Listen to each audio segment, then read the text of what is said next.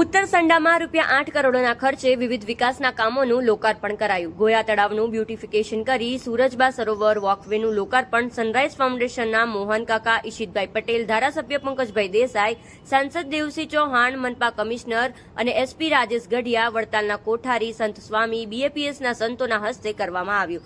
Surajba સરોવરમાં senior citizen માટે કસરતના સાધનો, children park, 1 કિમીનો walkway, બાળકો માટે રમતગમતના સાધનો, બગીચામાં વડીલો માટે બેઠક વ્યવસ્થા, રાત્રિ દરમિયાન રંગબેરંગી ફાઉન્ટેન, તમામ પ્રકારની સુવિધા સુરજબા સરોવરમાં જોવા મળશે.